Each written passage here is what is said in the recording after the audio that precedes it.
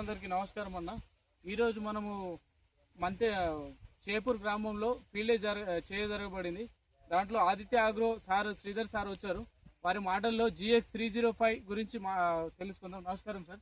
నమస్తే, నేను Aditya agro agencies Armur genomics agri genetics యొక్క నేను గత 3 సంవత్సరాల నుండి డిస్ట్రిబ్యూటర్గా పనిచేస్తున్నాను.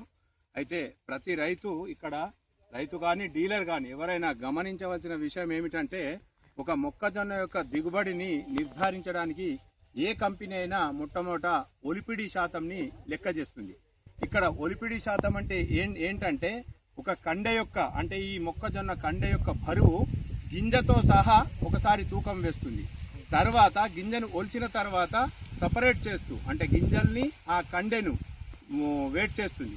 అప్పుడు ఈ genomics agri genetics private limited company వారు నా దగ్గరికి వచ్చి ఈ మొక్కజొన్న కండెను నాకు ఇచ్చినప్పుడు మా షాప్లోనే నేను తూకం వేయడం జరిగింది.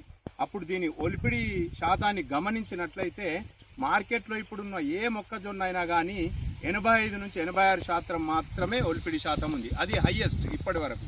కానీ ఈ జినామిక్స్ మొక్కజొన్న మాత్రం 91.2% ఒలిపిడి శాతం రావడం జరిగింది.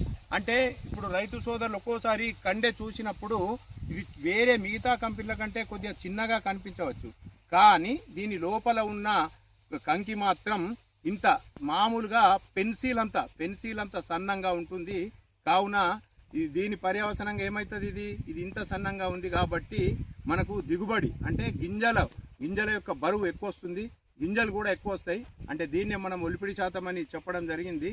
ఈ ఒలిపిడి శాతం ఎక్కువ ఉన్నప్పుడే ఆ కంపెనీ ఏ కంపెనీ అయినా మొక్కజొన్న దిగుబడి బాగా వస్తుందని మనం గమనించుకోవచ్చు. Thank you.